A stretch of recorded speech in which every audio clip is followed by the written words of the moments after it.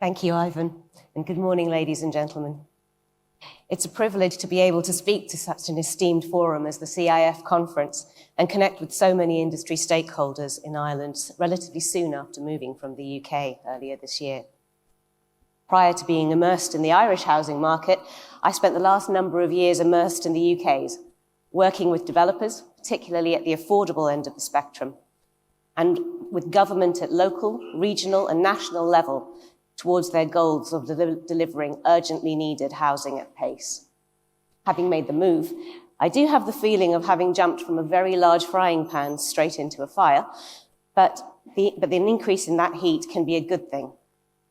And there is an intensity-willing change in the housing ecosystem in Ireland, along with a level of scrutiny that demands answers to tough questions, and from which new ways of working together can emerge. I can tell you that the worst thing about a decades-long and chronic shortage of housing, as there has been in the UK, is the feeling that it's entrenched, unchangeable, and that sense of tacit acceptance that drains the momentum from the prospect of change. When putting together this address, highly conscious that I'm a blow-in from England addressing much of the Irish construction industry today, I sought the advice of my husband, a born and bred Wicklow man, on how to anchor this in the Irish context. Being of a literary bent, he suggested that I subtitle the talk after the Jonathan Swift essay, A Modest Proposal, except that he got confused and kept suggesting an indecent proposal, leaving me wondering what on earth a dodgy movie about Robert Redford offering $1 million for a night with Demi Moore had to do with Ireland at all. So, just in case of any similar mix-up, this now has the more prosaic title, An International Case Study, as we discuss what has worked elsewhere. And this is primarily focused on the UK, where I have experience, though it must be noted that despite the innovation in the housing delivery models over there, the results overall have been mixed. And on a population equivalent basis, Irish housing delivery has actually been more successful over this period. However, there are important structural differences, which mean that while innovation overall had a muted impact in the UK, it could be much more effective in the Irish context. More particularly, we can see the common factors that characterize the most successful innovations. The consistent themes, perhaps unsurprisingly, are collaboration and alignment of interests. So around 25 years ago, against a backdrop of depleted social housing stock, squeezed affordability, and a rapidly growing population, the implications of the housing shortage were becoming clearer. As the process of devolution began, starting with the formation of the Scottish and Welsh assemblies and moving on to devolution deals struck in Greater Manchester, and more recently in the West Midlands, west of England, and so on, there was now the ability to deal with the housing crisis at a local and regional level, as well as through national initiatives. Cue more than 20 years of experimentation with different housing delivery models, from local authority wholly owned housing companies that could buy and develop homes, either in their own right or in joint ventures with the private sector, to combined authorities establishing, in conjunction with their devolution deals and the attendant funding, local infrastructure funds providing enabling works grants, and also urban or mayoral development corporations. These corporations had boards that brought together skills from across the sector to develop a strategic vision for their region, and were empowered to drive critical regeneration of areas that had not fully shared in wider economic growth, harnessing some of the powers of the public sector as well as the expertise of the private. Joint asset and housing delivery boards were formed. A number of authorities also established or have proposed strategic or revolving investment funds from which they invest grant, repayable grant, or equity into qualifying regeneration, housing, and infrastructure projects brought forward by the private sector.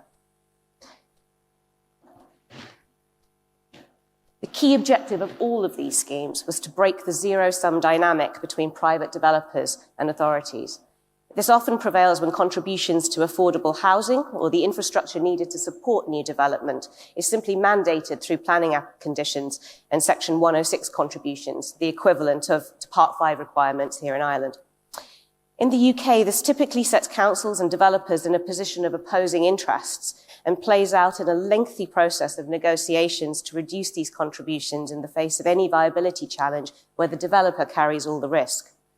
The need to change the dynamic between local public, and private interests was brought into sharp focus by a huge cut to central government funding for affordable and social housing after the financial crisis. Driven by the need to act more commercially, some UK local and regional authorities sought to develop more win-win outcomes, innovating with the risk they were prepared to consider in housing projects for a share in the value gained from successful delivery. Careful governance of these arrangements is key to their success, as is alignment of interests and a range of downside risk scenarios. It also needed the development community to act transparently and in genuine collaboration to solve challenges using the respective levers available to both partners without simply looking to the public sector to provide extra funding or risk embarrassing non-delivery of their investment of public funds. Depending on the maturity and the deal-making capability at the local or regional authority level, there have been a range of outcomes. The most successful collaborations have provided fuel for development pipelines and genuine additionality of housing. There are few more successful examples of what may be achieved through collaboration in the UK than the transformation of Manchester. In the 20 years starting from the mid-1990s, Manchester achieved an extraordinary economic and social resurgence, regenerating its urban centre and building thousands of new homes per year, often on the sites of former industrial buildings. This was in stark contrast to many other English cities with similar characteristics, and the various developments that facilitated this transformation were often achieved through active public sector participation in plans rather than contributions of funding. The city benefited from stable and empowered civic leadership that understood the key role of the private sector in delivering ambitious public goals. Chief Executive Howard Bernstein and Council Leader Richard Leese worked closely with private developers to understand their plans and were ready to deploy the machinery of local government to achieve outcomes which balanced public and private priorities. This commercial and engaged approach was complemented by a well-articulated long-term plan which entailed access, transport and services, and in which housing provision was understood as a key component of broader social infrastructure. This gave confidence and visibility to the developer community, insight into planning priorities before a protracted process commenced, and enabled all players in the delivery chain to buy into the vision put forward for the region. At a national level, Homes England, the central government's housing accelerator, has also established an array of risk-sharing schemes, and one of their most successful could be of particular interest in the Irish context. Their strategic plan some 5 years ago acknowledged the fact that a small number of larger house builders played an increasingly dominant role in the market, with a disproportionate impact on the pace and type of delivery. Now, clearly, larger firms play a valuable role for larger developments, complex sites, and in supporting crucial industry innovation with their resources and influence. But the ecosystem was wilting at the smaller end. To further support the wider industry, Homes England moved to support micro, small and medium-sized, or SME firms, with the aim of harnessing their local expertise, increasing consumer design choice, and ensuring faster build-out of a full range of sites, including the important smaller developments that often employ local labour. Along with Lloyds Bank, a pillar of the UK real estate market, it established the Housing Growth Partnership. This fund was specifically tailored to the business model of smaller firms. It recognised that development debt funding, where available to SMEs, came with covenant and reporting requirements, and institutional equity investments brought an interventionist approach, all of which increases the administrative burden on smaller firms and limit flexibility and control, often disrupting family firm dynamics. The Housing Growth Partnership instead injected equity into, and continues to inject equity into, joint venture structures on a flexible, less interventionist and commercial basis, with a return appropriate to the risk assumed in the project's life cycle. In conjunction with funding, house builders are given access to industry mentors to provide support on preparing operations to scale up, if desired.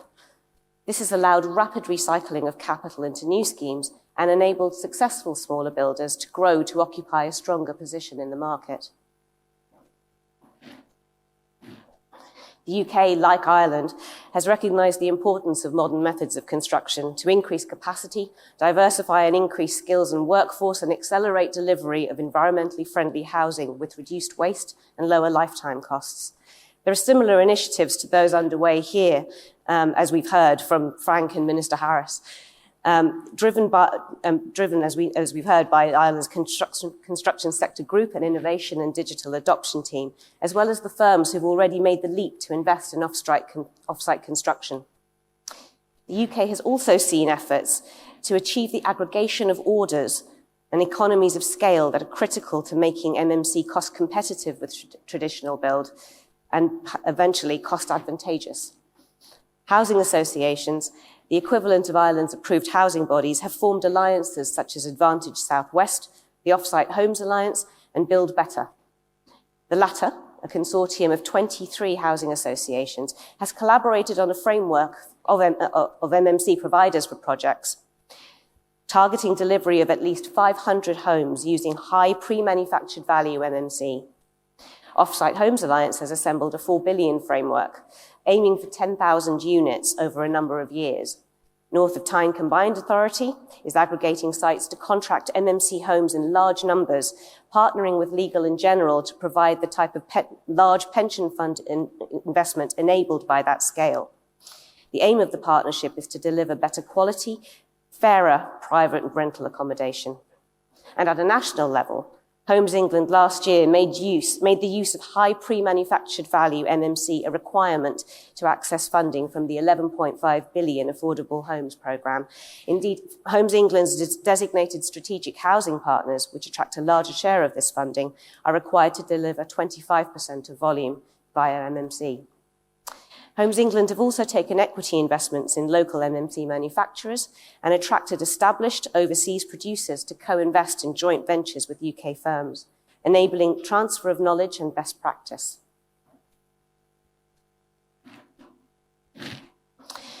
But while the UK may be fertile ground to review the impact of diverse policy initiatives, we are also clearly aware of the profound differences from Ireland. A standout is the fact that the SME sector plays a much larger role in house building here. Around 97% of Irish construction firms have 10 employees or fewer, a statistic that speaks to the fragmentation of the industry and the important role of family-owned models. This presents a challenge for increasing the pace of housing delivery, and so achieving economies of scale and skill specialisation may need targeted support. Policy initiatives to achieve this could look at funding aimed at the SME operating models like the Housing Growth Partnership. SMEs could be further supported by initiatives to aggregate demand and create frameworks for mandating MMC housing products, lowering the unit cost. The same aggregation principle could also focus on augmenting the bargaining power of small firms in sourcing construction materials, the spiralling cost of which is disproportionately impacting SMEs. There is anecdotal evidence to suggest that such firms are already pooling demand, and support could focus on facilitating cooperative-type models on a region-wide basis, potentially underwriting that demand to capture efficiencies in the supply chains. This has the potential to mitigate the impact of inflation and boost viability of development. And similarly, a centralized resource to assist SMEs in navigating navigating compliance with environmental and safety requirements could similarly streamline costs that are widely duplicated across the sector and ultimately add to the cost for home buyers.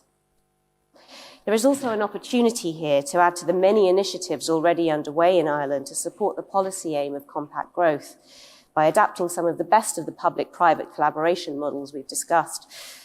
Authorities have the ability to link sites for coordinated enablement work. It can also use SME support measures to enhance the viability of developing on brownfield and infill sites or on publicly owned land in existing communities.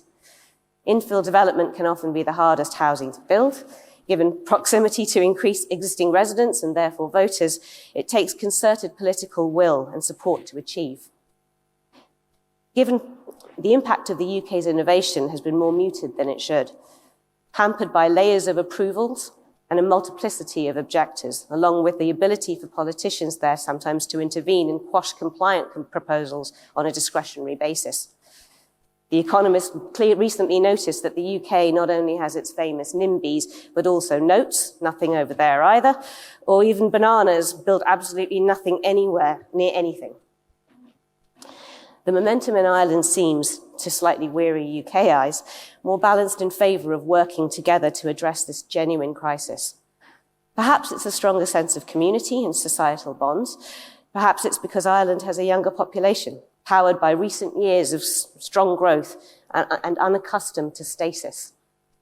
Perhaps as a proud member of the EU and a nation in the top quartile for pulling together to combat COVID, Ireland prefers collaboration to continued isolation. Whatever the reason, and returning to torture poor Jonathan Swift's essay once more, the results of harnessing both public and private sector strengths to achieve housing security would be something a lot more than a modest proposal. Thank you.